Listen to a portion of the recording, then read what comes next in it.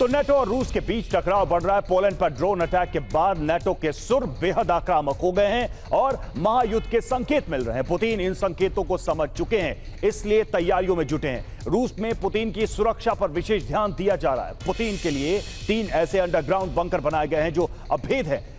उधर रूस और बेलारूस भी एक ऐसा युद्धाभ्यास कर रहे हैं जिससे नेटो देशों में भय का माहौल है। इस भय से निपटने के लिए नेटो एक ऐसी योजना बना रहा है जिससे युद्ध के हालात में रूसी सेना को नियंत्रित किया जा सके। तो तैयारियां दोनों तरफ से चल रही है। देखिए, वॉर जोन में रूसी सेना को बड़ी मदद। रूसी सेना को BMP-3 का नया बैच मिला है और रूसी सेना को BMD-2 की नई खेप भी मिली है। तो रूसी सेना लगातार अपनी ताकत बढ़ाती हुई और इसकी ताकत में BMP-3 के नए बैच के जुड़ने से हुआ है इजाफा।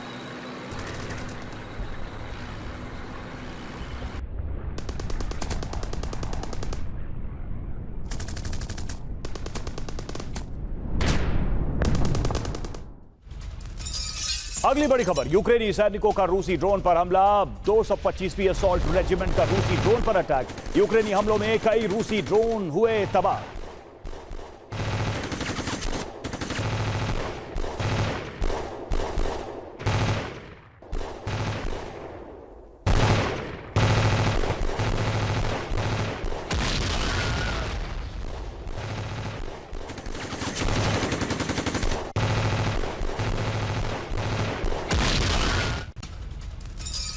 और ब्रियांस्क में रूसी हैंगर पर अटैक। यूक्रेनी सेना ने ड्रोन से हैंगर पर किया हमला। हैंगर में ट्रक आर्टिलरी पर अटैक।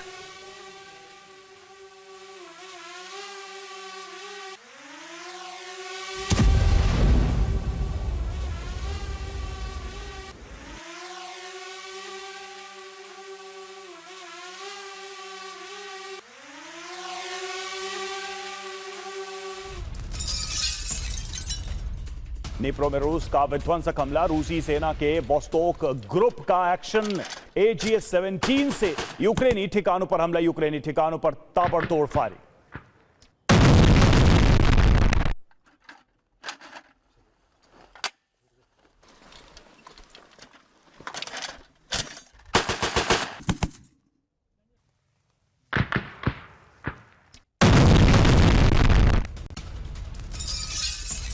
रूसी सेना का MLRS से हमला। यूक्रेनी सैन्य ठिकानों को निशाना बनाया। बड़ी तादाद में यूक्रेनी सेना हताहत।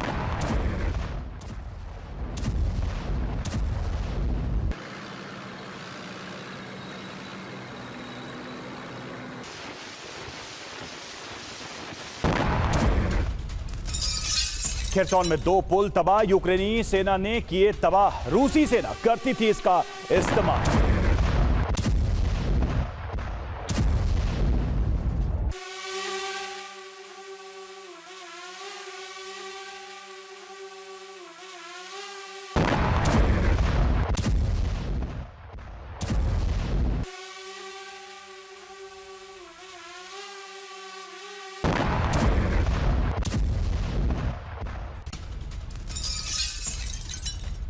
और क्रीमिया में यूक्रेनी सेना का ड्रोन अटैक। बहुमंजिला इमारत को बनाया निशाना।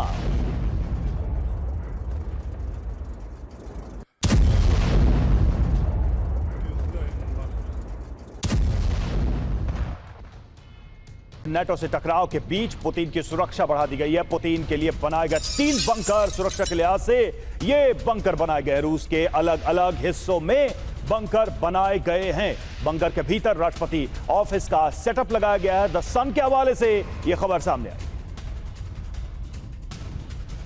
तो एक बहुत बड़ी खबर आपको बता दें, ये जो तस्वीरें आप देख रहे हैं उसी बंकर की तस्वीर बताई जा रही है। दावा तो यही किया जा रहा है, नेटो से जो टकराव बढ़ रहा है, तनाव बढ़ रहा है, उसके बीच पुतिन की सुरक्षा बढ़ा दी गई है और इसके लिए 3 बंकर बनाए गए हैं। सुरक्षा के लिहाज से ये बंकर बनाए गए हैं। रूस के अलग अलग हिस्सों में इन बंकर्स को बनाया गया है ताकि जरूरत पड़ने पर पुतिन को सुरक्षित इसमें रखा जा सके। बंकर के भीतर राष्ट्रपति ऑफिस का पूरा सेटअप लगा हुआ है। तो ये अपने आप में बहुत बड़ा संकेत, बहुत बड़ी खबर। जिस तरह की तैयारी रूस के अंदर चल रही है, यह संकेत है कि शायद आने वाले दिनों में ऐसे हालात बने कि पुतिन को इन बंकर्स में रहना पड़े, क्योंकि नेटो के साथ बढ़ता जा रहा है टकराव। और चलिए आपको मैप के जरिए समझाते हैं कि पुतिन ने कहां कहां ये बंकर्स बनवाए हैं आपात स्थिति के लिए।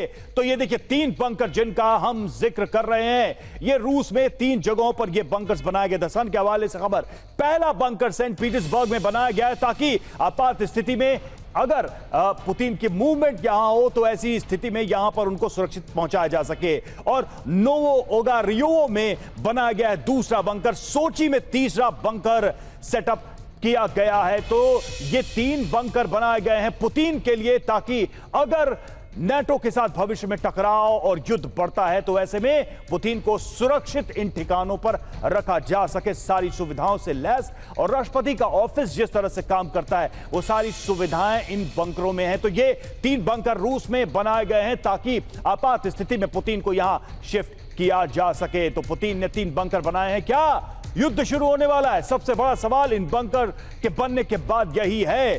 तो पुतिन बंकर से ही काम कर रहे हैं, एक तो ये, और बंकर से ही पुतिन मीटिंग भी लेते हैं। तीनों बंकर को एक जैसा बनवाया गया, अलग अलग शहरों में ये बंकर बनाए गए हैं। बंकर जमीन से 50 मीटर नीचे हैं। एक बंकर बनाने का खर्च $1 बिलियन बताया जा रहा है।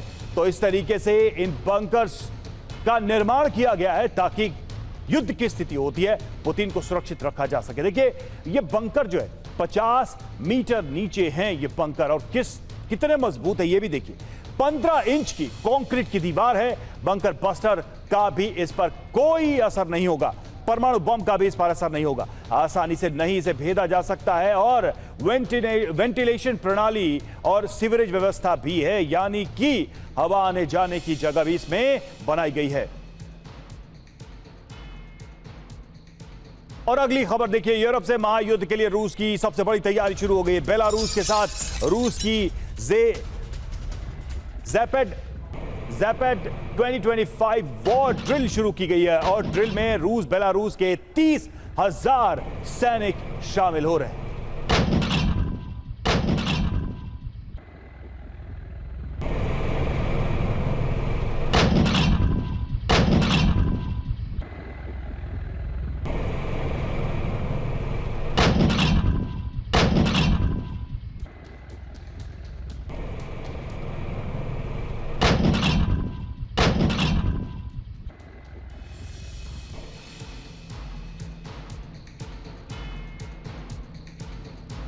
और बेलारूस में एक्शन में रूसी सेना जी नाटो बॉर्डर पर जंग ड्रिल चल रही है और बाल्टिक सागर में रूसी युद्धपोत तैनात किए गए हैं। तो रूस की तरफ से तैयारियां तेज हो चुकी हैं। हालात को देखते हुए ये वॉर ड्रिल अपने आप में बड़ा संकेत।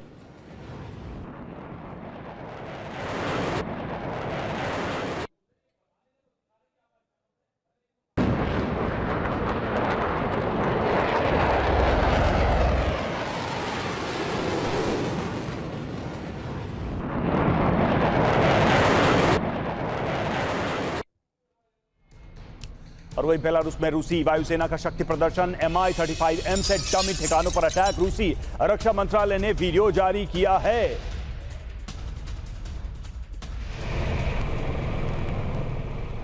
Mi-35M के से डमी ठिकानों पर हमला करके इस अभ्यास को किया गया। रूसी रक्षा मंत्रालय ने इस वीडियो को जारी किया गया है। ये तस्वीरें रूसी रक्षा मंत्रालय की तरफ से जारी की गई युद्धाभ्यास की। बेलारूस में रूस का शक्ति प्रदर्शन।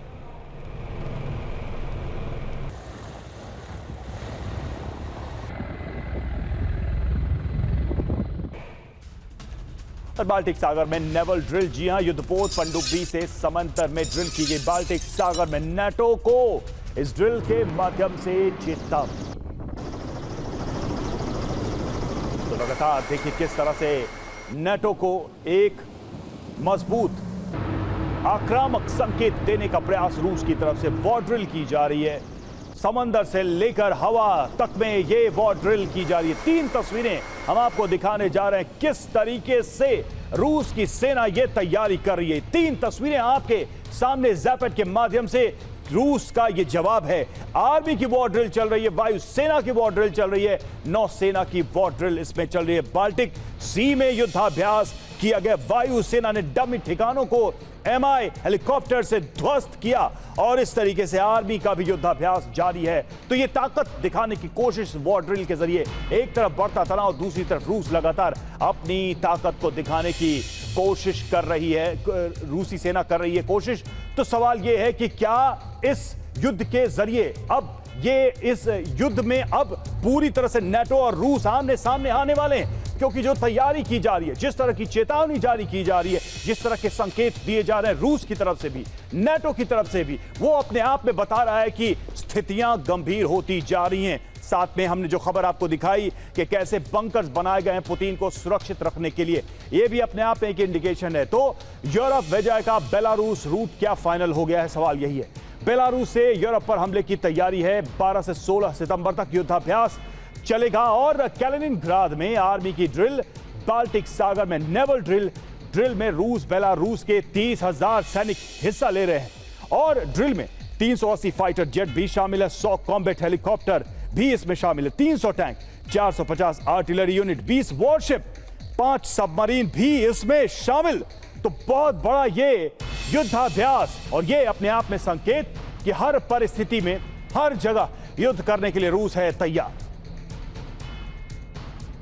तो किस तरह से रूस की ये तैयारी चल रही है हम आपको बता रहे हैं। ये मेजर वॉर ड्रिल है और इस वॉर ड्रिल में न सिर्फ ताकत दिखाई जा रही है बल्कि यूरोप और नेटो देशों को चेतावनी भी दी जा रही है। बाल्टिक देशों को अलग थलग करने की क्या ये योजना है? क्योंकि कई सारे संकेत मिल रहे हैं। देखिए, कैलिनिनग्राड के पास ड्रिल से बाल्टिक देशों में खौफ है और सुवॉल्की कॉरिडोर पर बड़े हमले की भी तैयारी में रूस है। क्या है सुवॉल्की कॉरिडोर? ये भी देखिए, लिथुआनिया और पोलैंड के बीच एक कॉरिडोर है और कॉरिडोर से बाल्टिक देश बाकी नेटो देशों से जुड़ा हुआ है। कॉरिडोर 96 किलोमीटर लंबी एक संकरी पट्टी है और कॉरिडोर के एक तरफ रूस, दूसरी तरफ बेलारूस है। कितना अहम है सुवॉल्की कॉरिडोर? बाल्टिक देशों को यूरोप से जोड़ने वाला जमीनी रास्ता है।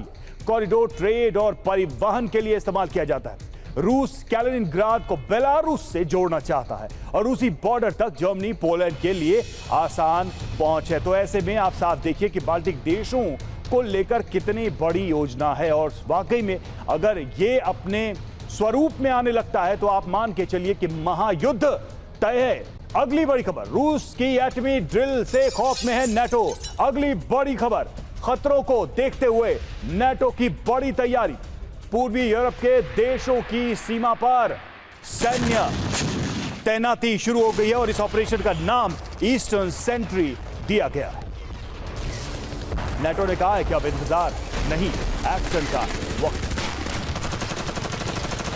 तो यूरोप के ऑपरेशन ईस्टर्न सेंट्री के बारे में कुछ अहम बातें हम आपको बताने जा रहे हैं। नेटो क्या कह रहा है कि अब इंतजार नहीं, एक्शन का वक्त है।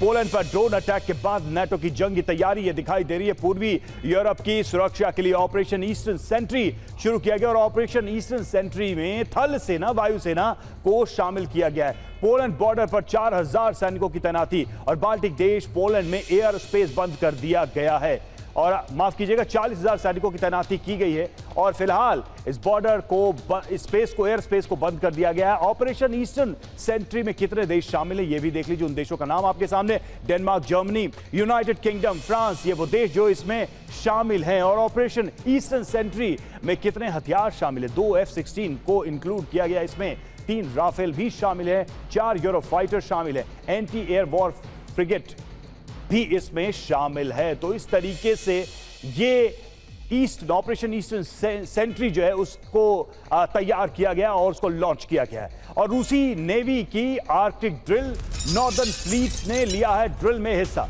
एडवांस कॉम्बैट टैक्टिक्स की ट्रेनिंग दी गई है, आर्टिलरी स्ट्राइक का भी युद्धाभ्यास किया गया है।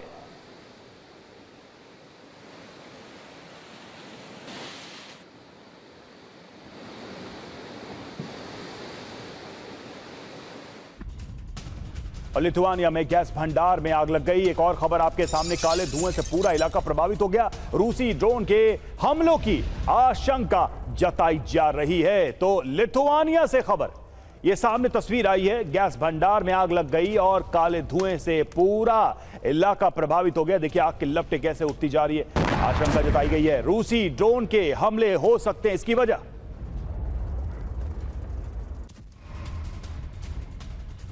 और मॉस्को के पास वेयर हाउस में आग, 13,000 स्क्वायर फीट के इलाके में आग लग गई। दर्जनों फायर ब्रिगेड की गाड़ियों ने आग बुझाई है।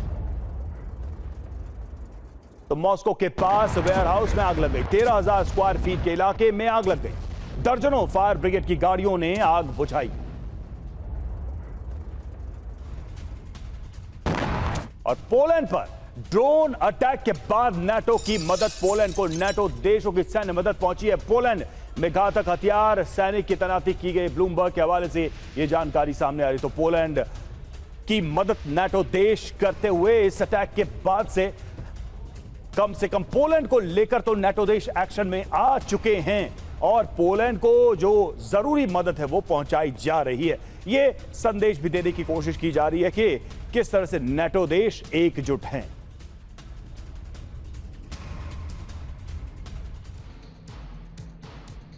और बड़ी तबाही की आहट, जी हां, पोलैंड में नाटो सेना तैनात है। सवाल तो यही उठ रहे हैं कि आगे क्या होगा। पोलैंड में ड्रोन अटैक के बाद एक्शन में है नाटो और फ्रांस और ब्रिटेन के फाइटर जेट्स यहां तैनात कर दिए गए। नीदरलैंड ने 2 पैट्रियट मिसाइलें भेजी हैं। चेक रिपब्लिक ने 3 MI-17 हेलीकॉप्टर भेजे हैं। 1,000 सैनिकों की यहां पर तैनाती की गई है। पोलैंड में नाटो सेना की अतिरिक्त तैनाती की गई है। रूसी ड्रोन हमले के बाद नाटो सहयोगी पोलैंड की मदद के लिए दौड़े और पोलैंड के क्षेत्र पर रूस के ड्रोन हमले के बाद नाटो सहयोगी पोलैंड की सहायता के लिए अतिरिक्त बल की तैनाती की जा रही। फ्रांस और ब्रिटेन दोनों ही हवाई सुरक्षा को मजबूत करने के लिए लड़ाकू विमान भेज रहे हैं। नीदरलैंड 2 पैट्रियट मिसाइल बैटरियां तैनात कर रहा है। अगली बड़ी खबर का रुख करते हैं। गाजा से खबर है, गाजा में इजरायल का भीषण हमला, हमास के ठिकानों पर मिसाइल से अटैक किया गया है। हमले में मल्टी स्टोरी बिल्डिंग तबाह हो गई है।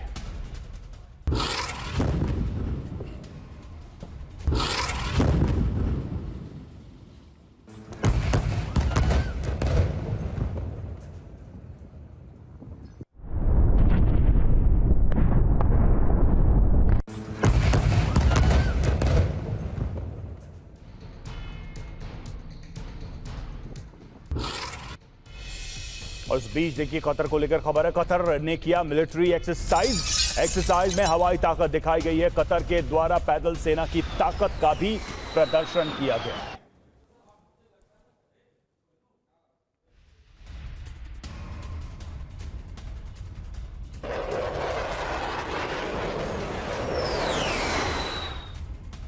इधर अमेरिकी कोस्ट गार्ड का एक्शन, संदिग्ध बोट को बनाया निशाना। बोट में नशीला पदार्थ होने का शक है और बोट के वेनेजुएला से आने का शक। ऐसे में इस बोट को टारगेट किया गया।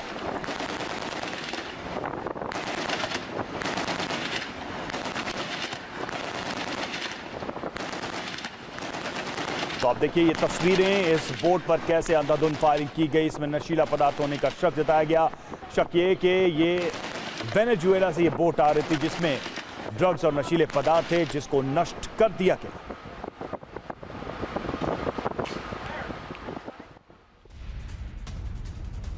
रूस से जंग के लिए नाटो की बड़ी तैयारी चल रही है। लेजर गन, कम खर्चे वाले इंटरसेप्टर बनाने में नाटो जुटा हुआ है। ड्रोन को मार गिराने में, रॉकेट बर्बाद नहीं करना चाहता है नाटो। ऐसे में युद्ध के ये तरीके अपनाने की कोशिश की जा रही है नाटो के द्वारा, कम खर्चे में ज्यादा नुकसान पहुंचा सके दुश्मन।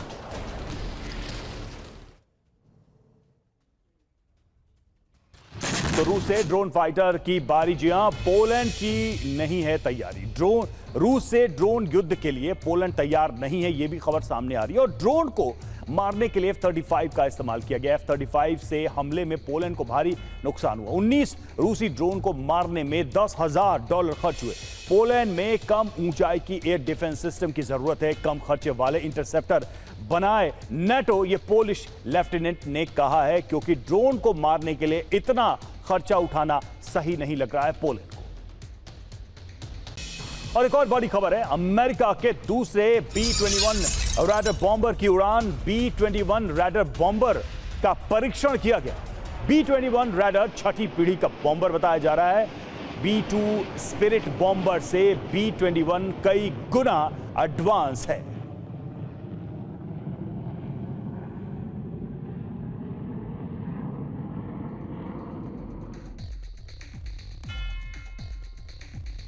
और B-21 रैडर बॉम्बर की क्या खासियत है ये भी आपको बताते हैं। रेंज इसकी 11,000 किलोमीटर है और अधिकतम स्पीड 1,000 किलोमीटर प्रति घंटे है। क्षमता इसकी परमाणु हथियार ले जाने में सक्षम है।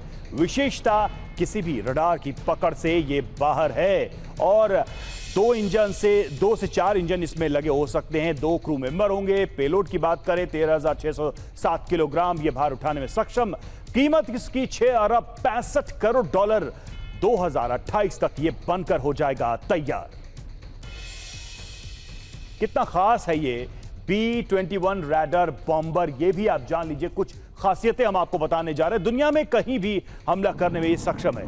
पायलट के बिना उड़ान भर सकता है। ऑटो पायलट मोड में भी ये अपना काम करके आ सकता है। छठे जनरेशन का इकलौता एयरक्राफ्ट है ये। अमेरिका के लिए स्ट्रैटेजिक एसेट है ये।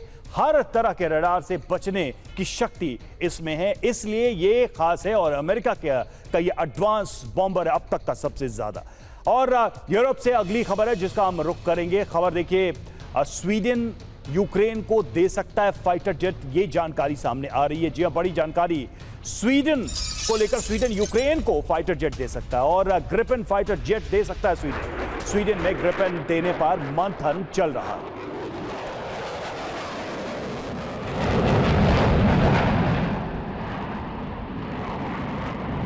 तो यूक्रेन को ये फाइटर जेट दिए जा सकते हैं। मदद यूक्रेन को लगातार दी जा रही है। अब सवाल ये है कि यूक्रेन को जो ये मदद मिल रही है इससे रूस को रोकने में कितनी मदद मिल सकती है यूक्रेन को। फिलहाल ये मदद देना तय किया गया है यूक्रेन को और ग्रिपेन फाइटर जेट दी जा रही है यूक्रेन को। सवाल ये है कि इसकी जरूरत यूक्रेन को क्यों है। ग्रिपेन फाइटर जेट की जरूरत यूक्रेन को क्यों है, तो कुछ अहम तथ्य हम आपके सामने रखने जा रहे हैं सवाल से जुड़े हुए। रूस के Su-35 के जवाब में ग्रिपेन जेट की जरूरत यूक्रेन को है और मुश्किल ऑपरेशन में ग्रिपेन मददगार हो सकते हैं और ग्रिपेन से रूसी खेमों पर टारगेट अटैक किए जा सकते हैं।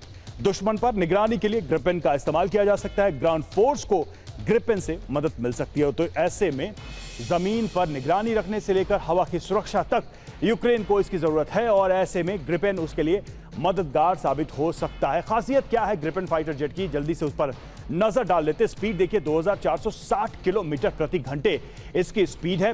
कॉम्बैट रेंज की बात करें 15,000 किलोमीटर तक इसकी रेंज बताई जा रही है और 7,200 किलोग्राम के हथियार ये कैरी कर सकता है। ऊंचाई में जाने की क्षमता भी है इसकी। 52,000 फीट तक ये उड़ान भर सकता है। सिर्फ आधा किलोमीटर के रनवे से ये टेक ऑफ कर सकता है। इसकी खास बात ये विशेषता ये है कि बजट फाइटर जेट कहा जाता है, महंगा नहीं है, लेकिन ये कारगर साबित होता है जंग के मैदान में।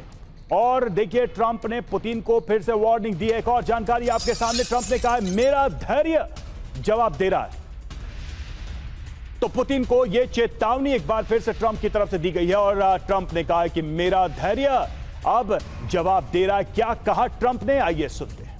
ट्रंप का संदेश, मेरा धैर्य खत्म हो रहा है। क्या कहा ट्रंप ने, जल्दी से उस पर भी नजर डालते हैं। बड़ी बातें ट्रंप की, तो धैर्य की सीमा पार हो रही है ट्रंप कह रहे हैं। संकेत क्या है, पहला ये कि अब और इंतजार नहीं कर सकते हैं ट्रंप। पुतिन पर समझौते का दबाव बनाया जा रहा है। पुतिन को मुख्य बाधा मान रहे हैं ट्रंप या घोषित करने की कोशिश कर रहे हैं। रूस पर सख्त कदम की जरूरत के संकेत हैं। अमेरिका पहले से ज्यादा सख्त होगा, यह भी ट्रंप संकेत दे रहे हैं।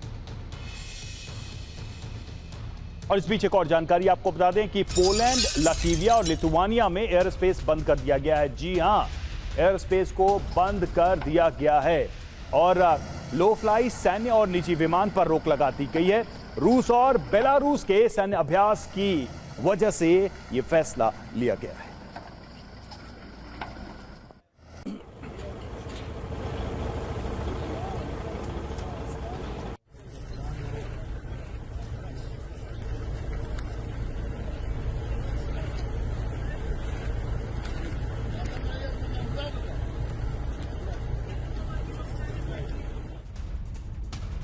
और रूस के हमले की आशंका से डरा पोलैंड। पोलैंड में सड़कों पर टेट्रापॉड लगाए गए हैं और पोलैंड बेलारूस बॉर्डर पूरी तरह से बंद कर दिया गया है।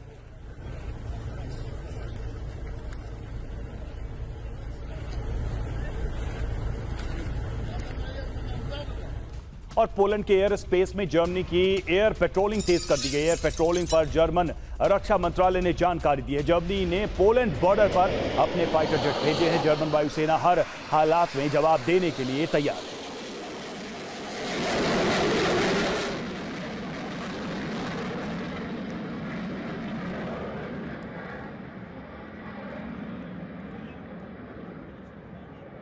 वहीं पोलैंड के पीएम और विदेश मंत्री से मिले ज़ेलेंस्की। रूस के हमले की आशंका को देखते हुए मुलाकात की ज़ेलेंस्की ने कहा, हम युद्ध अनुभव साझा करने के लिए हैं तैयार।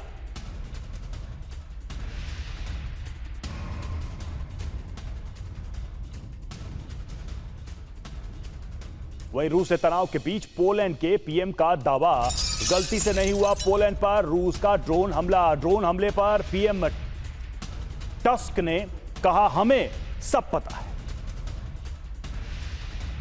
तो पोलैंड पर यह गलती से हमला नहीं हुआ है। टस्क का बयान, कहा कि हमें सारी जानकारी है कि यह हमला क्यों हुआ, कैसे हुआ।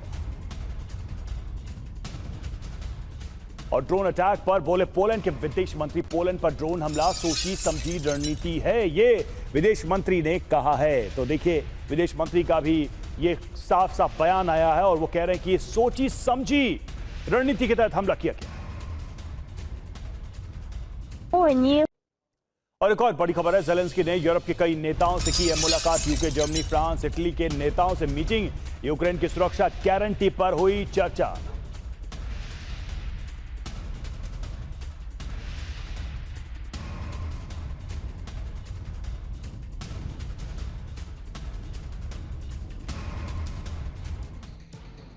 यूरोप के साथ बड़ी तैयारी, रूस पर बड़े हमले की क्या है ये तैयारी, ये भी नजर डालते कुछ अहम तथ्यों पर। ज़ेलेंस्की ने यूरोप के कई नेताओं से मुलाकात की है और कीव में प्रेसिडेंट हाउस में बड़ी बैठक हुई है। बैठक में यूके, जर्मनी, फ्रांस, इटली शामिल हुआ। किन मुद्दों पर बातचीत हुई? तो रूसी ठिकानों पर हमले की योजना बनाई गई, यूक्रेन की सुरक्षा गारंटी पर इसमें चर्चा की गई और सैन्य पैकेज पर भी इसमें चर्चा की गई। तो ये बड़ी बैठक हुई है और इस बैठक में इन तमाम मुद्दों पर की गई है चर्चा। और टीवी 9 के कार्यक्रम भक्ति और शक्ति में रामभद्राचार्य के बयान पर मायावती ने कड़ी प्रतिक्रिया दी है। बाबा साहब महान व्यक्तित्व, ये मायावती ने कहा है। सुर्खियों में बने रहने के लिए बयानबाजी की जाती है, ये मायावती का बयान। टीका टिप्पणी करने वाले, अंबेडकर के सामने कुछ भी नहीं, मनुस्मृति के विरोध की वजह समझनी चाहिए।